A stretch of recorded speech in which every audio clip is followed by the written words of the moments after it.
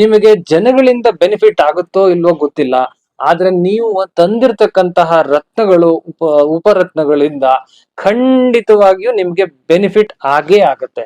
ಅದು ನಿಮ್ಗೆ ಕಟ್ಟಿಟ್ಟ ಬುತ್ತಿ. ಡೆಫಿನೆಟ್ ಆಗಿ ಒಂದು ಸ್ಟೋನ್ಗೆ ಅದರದೇ ಆದಂತಹ ಒಂದು ಪ್ರತ್ಯೇಕವಾದ ಎನರ್ಜಿ ಇರುತ್ತೆ. ತುಂಬಾ ಇಂಪಾರ್ಟೆಂಟ್ ಏನಪ್ಪಾ ಅಂತಂದ್ರೆ, ನೀವು ಸೆಲೆಕ್ಟ್ ಮಾಡಿದ ಮೇಲೆ ಆ ಸೆಲೆಕ್ಷನ್ ಮಾಡುವಂತಹ ದಿನ ಯಾವ್ದಿರಬೇಕು. ಗುರುವಿನ ಎನರ್ಜಿ ಬೇಕಾಗಿರೋದ್ರಿಂದ ನಾನು ಯೆಲ್ಲೋ ಸಫೈರ್ ಅನ್ನ ಧರಿಸ್ತೀನಿ. ಆ ಯೆಲ್ಲೋ ಸಫೈರ್ ನ ನಾನು ಧರಿಸಬೇಕಾದಂತಹ ದಿನ ಯಾವುದು? ಪೂಜ್ಯಾಯ ರಾಘವೇಂದ್ರಾಯ ಸತ್ಯ ಧರ್ಮರತಾಯ ಚ. ನಮಸ್ಕಾರ, ಪರಿಮಳ ಮೀಡಿಯಾ ಯೂಟ್ಯೂಬ್ ಚಾನೆಲ್ಗೆ ಸ್ವಾಗತ. ನಮಸ್ಕಾರ ವೀಕ್ಷಕರೇ, ನಾನು ನಿಮ್ಮ ಪ್ರೀತಿಯ doctor Ranganath, actor, researcher, astrologer, reiki, pranic healer, crystal healer, back flower therapist, cupping therapist ಮತ್ತು ಮೈಕ್ರೋಬಯಾಲಜಿಸ್ಟ್. ನಿಮ್ಮ ಈ ಸಂಚಿಕೆಯ 2ನೇ ಭಾಗಕ್ಕೆ ಸ್ವಾಗತ ಕೋರ್ತಾ ಇದ್ದೀನಿ. ಸೊ ಹಿಂದಿನ ಸಂಚಿಕೆಯಲ್ಲಿ ನಾನು ಜೆಮ್ ಸ್ಟೋನ್ಸ್ ಬಗ್ಗೆ ಯಾವ ಫ್ಯಾಕ್ಟರ್ಸ್ ನಿಮಗೆ ತುಂಬಾ ಇಂಪಾರ್ಟೆಂಟು ಅನ್ನೋದನ್ನ ತಿಳಿಸ್ತಾ ಇದ್ದೆ. ಅದರಲ್ಲಿ ಮೊದಲನೇ ಫ್ಯಾಕ್ಟರು, ನೀವು ಸೆಲೆಕ್ಟ್ ಮಾಡ್ತಕ್ಕಂತಹ ಕಲ್ಲು ಅಥವಾ ರತ್ನ ಅಥವಾ ಹರಳು ಯಾವ್ದಿರ್ಬೇಕು ಅಂತ ಕರೆಕ್ಟ್ ಆಗಿರೋದನ್ನ ನೀವು ಸೆಲೆಕ್ಟ್ ಮಾಡಬೇಕು ಅಂತ ಹೇಳಿದ್ದೆ.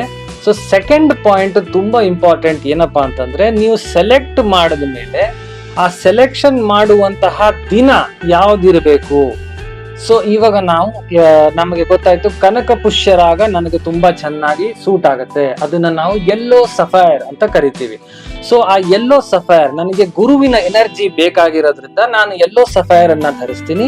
ಆ ಯೆಲ್ಲೋ ಸಫೈರ್ ನ ನಾನು ಧರಿಸ್ಬೇಕಾದಂತಹ ದಿನ ಯಾವುದು? ನಾನು ಎಲ್ಲೋ ಹೋಗ್ತಾ ಇದ್ದೀನಿ, ಹೋಗ್ಬಿಟ್ಟಿದ್ದಾನೆ, ಯೆಲ್ಲೋ ಸಫೈರ್ ತಗೊಂಡ್ಬಿಟ್ಟೆ, ಹಾಗಾಗಲ್ಲ. ಅದಕ್ಕೊಂದು ನಿರ್ದಿಷ್ಟವಾದ ಸಮಯ ಇರುತ್ತೆ, ದಿನ ಇರುತ್ತೆ, ನಿರ್ದಿಷ್ಟವಾದ ಒಂದು ಪ್ರೊಸೀಜರ್ ಇರುತ್ತೆ, ಪ್ರೋಸೆಸ್ ಇರುತ್ತೆ. ಯಾಕೆಂದ್ರೆ ನಿಮ್ಗೊಂದು ರಿಸಲ್ಟ್ ಬೇಕಾಗಿರುತ್ತೆ ಅದರಿಂದ. ಸೊ ನೀವೊಂದು ಯೆಲ್ಲೋ ಸಫೈರ್ ತಗೋಬೇಕು ಅಂತಂದ್ರೆ ಅದಕ್ಕೆ ಭಾನುವಾರ, ಸೋಮವಾರ, ಮಂಗಳವಾರ, ಗುರುವಾರ ಬಹಳ ಒಳ್ಳೆ ದಿನ. ಅದರಲ್ಲಿ ರಾಹುಕಾಲದ ಸಮಯವನ್ನು ಬಿಟ್ಟು ನೀವು ಯಾವಾಗ ಬೇಕಾದ್ರೂ ಹೋಗಿ ಕೊಂಡ್ಕೊಳ್ಬಹುದು. ಸೊ ಅದೇ ತರ ಯೆಲ್ಲೋ ಸಫೈರ್ ತರ ರೂಬಿ ಆಗ್ಲಿ, ಡೈಮಂಡ್ ಆಗ್ಲಿ, ಎಮರಾಲ್ಡ್ ಆಗ್ಲಿ, ಗೋಮೇದ ಆಗ್ಲಿ, ಈ ತರ ಬೇರೆ ಬೇರೆ ಸ್ಟೋನ್ಸ್ ಗಳಿಗೆ ಬೇರೆ ಬೇರೆ ಟೈಮು ಅಂತ ಇರುತ್ತೆ. ಸೊ ಅದದೇ ಟೈಮ್ಗಳಲ್ಲಿ, ಅದದೇ ದಿನಗಳಲ್ಲಿ ನಾವು ಸ್ಟೋನ್ಸ್ ನ ತಗೊಂಡಾಗ ನಮಗೆ ಅದರದ್ದು ರಿಸಲ್ಟ್ ಬಹಳ ಚೆನ್ನಾಗಿ ಬರುತ್ತೆ. ಜೊತೆಗೆ ರಿಸಲ್ಟ್ ಚೆನ್ನಾಗಿ ಬರೋದಲ್ಲದೆ ನಮಗೊಂದು ಸ್ಯಾಟಿಸ್ಫ್ಯಾಕ್ಷನ್ ಅನ್ನೋದು ಸಿಗುತ್ತೆ. ನಾವು ಯಾವ ಕಾರಣಕ್ಕೋಸ್ಕರ ಆ ಒಂದು ಉಂಗುರ ಅಥವಾ ಹರಳನ್ನ ಧರಿಸಿದೀವಿ, ಆ ಪರ್ಪಸ್ ನಮಗೆ ಸ್ಯಾಟಿಸ್ಫೈ ಆಗುತ್ತೆ. ಅದಕ್ಕೋಸ್ಕರನೇ ನಾವು ಆ ಟೈಮ್ಗೆನೆ ತಗೊಳ್ಳಿ, ಆ ದಿನ ತಗೊಳ್ಳಿ ಅಂತ ನಾವು ಹೇಳೋದು. ಆದ್ರೆ ಎಷ್ಟೋ ಸತಿ ಏನಾಗುತ್ತೆ, ನಮ್ಗೇನೋ ರಜಾ ಇರ್ಲಿಲ್ಲ, ನನ್ನ ಜೊತೆ ಇವ್ರು ಬರೋದಕ್ಕೆ ಇವ್ರಿಗೆ ಟೈಮ್ ಆಗ್ಲಿಲ್ಲ, ಹಾಗಾಗಿ ಬೇರೆ ವಿರುದ್ಧವಾದ ದಿನಗಳಲ್ಲಿ ನಾವು ತಗೊಂಡಾಗ ಏನಾಗತ್ತೆ, ಆ ಸ್ಟೋನು ಅಷ್ಟು 100% ನಮ್ಗೆ ವರ್ಕ್ ಆಗೋದಿಲ್ಲ. ಅದು ಸ್ಟೋನು ತಗೊಳ್ಳೋದಿದೆಯಲ್ಲ, ಅದು ತುಂಬಾನೇ ಒಂದು important time. So this is the second important factor which is very very important. ಮೂರನೆಯ ಇಂಪಾರ್ಟೆಂಟ್ ಫ್ಯಾಕ್ಟರ್ ಏನಪ್ಪಾ ಅಂತಂದ್ರೆ, ನಾವು ಸ್ಟೋನ್ ನೋಡಿದ್ವಿ, ತಗೊಂಡ್ವಿ, ಅದನ್ನ ತಗೊಂಡ್ಮೇಲೆ ಅದನ್ನ ಉಂಗುರಕ್ಕೆ ಕೊಟ್ಟಾದ್ಮೇಲೆ ಅದಕ್ಕೆ ಬಳಸುವಂತಹ ಸೂಟಬಲ್ ಮೆಟಲ್. ಈಗ ಫಾರ್ ಎಕ್ಸಾಂಪಲ್ ರೂಬಿ, ಮಾಣಿಕ್ಯ ಆಯ್ತು ಅಂತಂದ್ರೆ ಅದಕ್ಕೆ ಚಿನ್ನ ಮತ್ತೆ ಕಾಪರ್ನ ಜಾಸ್ತಿ ಮಿಕ್ಸ್ ಮಾಡ್ತೇವೆ. ಅದೇ ನಾವು ಕನಕ ಪುಷ್ಯರಾಗ ತಗೊಂತು ಅಂತಂದ್ರೆ ಅದಕ್ಕೆ ನಾವು ಚಿನ್ನ ಜಾಸ್ತಿ ಮಿಕ್ಸ್ ಮಾಡ್ತೀವಿ. ಅದೇ ರೀತಿ ಪಚ್ಚೆ, ನೀಲ, ಇಂಥ ಸ್ಟೋನ್ಗಳಿಗೆಲ್ಲ ನಾವು ಬೆಳ್ಳಿಯನ್ನು ಜಾಸ್ತಿ ಪ್ರಿಫರ್ ಮಾಡ್ತೀವಿ. ಸೊ ಯಾವ ಸ್ಟೋನ್ಗೆ ಯಾವ ಒಂದು ಮೆಟಲ್ ಅಥವಾ ಏನು ನಾವು ಉಂಗುರ ಮಾಡೋದಕ್ಕೆ ಬಳಸುವಂತಹ ಲೋಹ ಇದೆಯಲ್ಲ, ಅದು ತುಂಬಾ ಇಂಪಾರ್ಟೆಂಟ್. ಯಾವ್ದ್ರಿಂದ ನಾವು ಮಾಡ್ತು ಅಂತಂದ್ರೆ ಬಹಳ ಚೆನ್ನಾಗಿ ರಿಸಲ್ಟ್ ಬರುತ್ತೆ ಅಂತ ಆ ಗ್ರಹಕ್ಕೆ ಆಯಾಯ ಮೆಟಲ್ ಉಪಯೋಗಿಸಿದ್ರೇನೆ ಬಹಳ ಚೆನ್ನಾಗಿ ರಿಸಲ್ಟ್ ಬರೋದು. ಸೊ ಅದನ್ನ ಕೂಡ ನಾವು ಗಮನ ಇಟ್ಕೊಳ್ಬೇಕು. ಇವಾಗ ನಾನು ಒಂದು ಯೆಲ್ಲೋ ಸಫೈರ್ ಮಾಡಿಸ್ತಿದೀನಿ ಅಂತಂದ್ರೆ ಬೆಳ್ಳಿದ್ರಲ್ಲಿ ಮಾಡಿಸಿದ್ರು ವರ್ಕ್ ಆಗತ್ತೆ, ಇಲ್ಲ ಅಂತಲ್ಲ. ಆದ್ರೆ ಚಿನ್ನದಲ್ಲಿ ಮಾಡಿಸ್ತು ಅಂತಂದ್ರೆ ಬಹಳ ಉತ್ತಮವಾಗಿ ವರ್ಕ್ ಆಗುತ್ತೆ. ಸೊ ಇದನ್ನ ನಾವು ಮನಸ್ಸಲ್ಲಿ ಇಟ್ಕೊಳ್ಬೇಕು. ಜೊತೆಗೆ ಪಂಚಲೋಹ ಯಾವಾಗ ಬಳಸ್ಬೇಕು. ಸೊ ಈ ತರ ಸುಮಾರು ವೆರೈಟೀಸ್ ಆಫ್ ಫ್ಯಾಕ್ಟರ್ಸ್ಗಳು ಇರ್ತವೆ. ಇದನ್ನ ನಾವು ಯೋಚನೆ ಮಾಡ್ಬೇಕು. ಇದು ಒಂದು ಬಹಳ ಇಂಪಾರ್ಟೆಂಟ್ ಮೂರನೇ ಫ್ಯಾಕ್ಟರ್. 4ನೇ ಫ್ಯಾಕ್ಟರ್ ಏನಪ್ಪಾ ಅಂತಂದ್ರೆ, ನೀವು ತಂದಿರ್ತಕ್ಕಂತ ಕಲ್ಲಲ್ಲಿ ಏನಾದ್ರೂ ಫ್ಲಾಸ್ ಇದೆಯಾ, ಸ್ಕ್ರಾಚಸ್ ಇದೆಯಾ, ಡ್ಯಾಮೇಜಸ್ ಇದೆಯಾ, ಅಥವಾ ಅದು ಒಳಗಡೆ ಫಾರ್ಮೇಶನ್ ಅಂತ ಹೇಳ್ತಾರೆ, ಫಾರ್ಮೇಶನ್ ಮಾತ್ರ ಇದೆಯಾ, ಇದನ್ನ ಕೂಡ ನಾವು ಗಮನ ತಗೋಬೇಕು. ಒಂದ್ ಚಿಕ್ಕದಾಗಿ ಫಾರ್ಮೇಶನ್ ಇದೆ ಅಂದ್ರೆ ಪರವಾಗಿಲ್ಲ, ಆದ್ರೆ ಸ್ಕ್ರಾಚ್ ಇದೆ ಅಂತಂದ್ರೆ ಅಷ್ಟು ಒಳ್ಳೇದಲ್ಲ. ಡ್ಯಾಮೇಜ್ ಅಥವಾ ಕ್ರ್ಯಾಕೇ ಇದೆ ಅಂತಂದ್ರೆ ಖಂಡಿತವಾಗಿಯೂ ಅದನ್ನ ಧರಿಸ್ಬೇಡಿ. ಸೊ ಕೆಲವರು ಹೇಳ್ಬೋದು ಇದು ತಗೊಳ್ಳಿ, ಡ್ಯಾಮೇಜ್ ಆಗಿರೋದನ್ನೇ ಒಂದೊಂದ್ಸತಿ ಒಳ್ಳೇದಾಗ್ಬೋದು ನಿಮ್ಗೆ, ತಗೊಳ್ಳಿ ಅಂತ ಹೇಳ್ಬೋದು. ಬಟ್ ದಯವಿಟ್ಟು ಅದನ್ನ ತಗೊಳಕ್ ಹೋಗ್ಬೇಡಿ. ಬಿಕಾಸ್ ಅದರಿಂದ ಒಳ್ಳೇದಾಗೋದಕ್ಕಿಂತ ಕೆಟ್ಟದ್ದಾಗೋ ಸಂಭವಗಳೇ ಜಾಸ್ತಿ ಇರೋದ್ರಿಂದ ಡ್ಯಾಮೇಜ್ ಸ್ಟೋನ್ಸ್ ಗಳನ್ನ ಆದಷ್ಟು ಅವಾಯ್ಡ್ ಮಾಡಿ. ಕ್ಲಿಯರ್ ಆಗಿರೋ ಸ್ಟೋನ್ಸ್ ಗಳನ್ನ ಆದಷ್ಟು ತಗೊಳ್ಳೋದಕ್ಕೆ ಪ್ರಯತ್ನ ಪಡಿ. ಸೊ ಇದು ನಮ್ಮ 4ನೇ ಫ್ಯಾಕ್ಟರ್. ಈ 4 ಫ್ಯಾಕ್ಟರ್ ಆದ್ಮೇಲೆ ಬರುವಂತ ಒಂದು ಮೇಜರ್ ಫ್ಯಾಕ್ಟರ್ ಅಂದ್ರೆ 5ನೇ ಫ್ಯಾಕ್ಟರ್.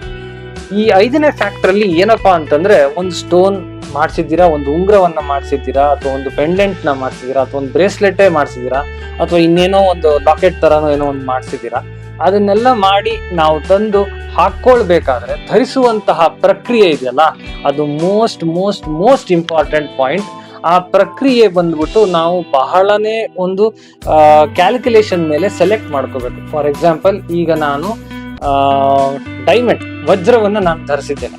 ಆ ವಜ್ರವನ್ನ ಧರಿಸೋದಕ್ಕೆ ಸರಿಯಾದ ಕ್ರಮ ಅಥವಾ ಸರಿಯಾದ ಟೈಮ್ ಯಾವುದು, ಅದಕ್ಕೆ ದಿನ ಯಾವುದು, ಆ ದಿನ ಯಾವ ನಕ್ಷತ್ರದಲ್ಲಿ ಬೀಳ್ತಾ ಇದೆ, ಇದನ್ನ ನೋಡ್ಬಿಟ್ಟು ಅದಕ್ಕೆ ಸಂಬಂಧಪಟ್ಟಂತೆ ಅದ ವಜ್ರದ ಉಂಗುರಕ್ಕೆ ಪ್ರಾಣ ಪ್ರತಿಷ್ಠೆ ಅಥವಾ ಏನ್ ಹೇಳ್ತೀವಿ ನಾವು, ಅದಕ್ಕೆ invoking the blessings of the particular planet ಅದಿದೆಯಲ್ಲ, ಅದು ತುಂಬಾ ಇಂಪಾರ್ಟೆಂಟ್. ಸುಮ್ನೆ ಏನೋ ಮಾಡಿಸ್ದೆ, ತಂದೆ, ಸುಮ್ನೆ ಹಾಕೊಂಡೆ, ನಾನು ಹಾಕೊಳ್ತಿದ್ದೀನಿ, ಎಲ್ಲರೂ ಹಾಕೊಳ್ತಿದ್ದಾರೆ ಅಂತಂದ್ರೆ ಅದು ಜಸ್ಟ್ ಹಾಗೇನೆ ವರ್ಕ್ ಆಗುತ್ತೆ.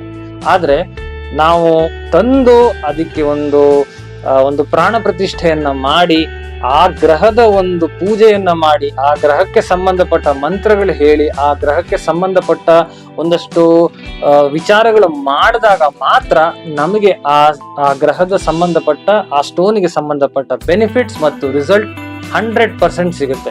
ನಿಮಗೆ ಜನಗಳಿಂದ ಬೆನಿಫಿಟ್ ಆಗುತ್ತೋ ಇಲ್ವೋ ಗೊತ್ತಿಲ್ಲ, ಆದ್ರೆ ನೀವು ತಂದಿರ್ತಕ್ಕಂತಹ ರತ್ನಗಳು, ಉಪರತ್ನಗಳಿಂದ ಖಂಡಿತವಾಗಿಯೂ ನಿಮ್ಗೆ ಬೆನಿಫಿಟ್ ಆಗೇ ಆಗುತ್ತೆ.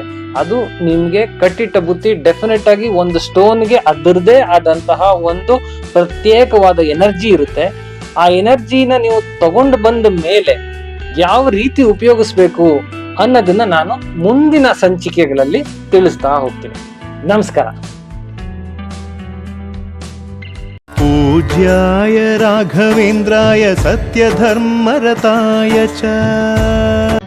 ಇದೇ ರೀತಿ ಇನ್ನೂ ಹೆಚ್ಚು ವಿಷಯವನ್ನು ತಿಳಿಯಲು ನಮ್ಮ ಪರಿಮಳ ಮೀಡಿಯಾ ಯೂಟ್ಯೂಬ್ ಚಾನಲ್ ಅನ್ನು ಸಬ್ಸ್ಕ್ರೈಬ್ ಮಾಡಿ, ಲೈಕ್ ಮಾಡಿ, ಶೇರ್ ಮಾಡಿ. ಧನ್ಯವಾದಗಳು.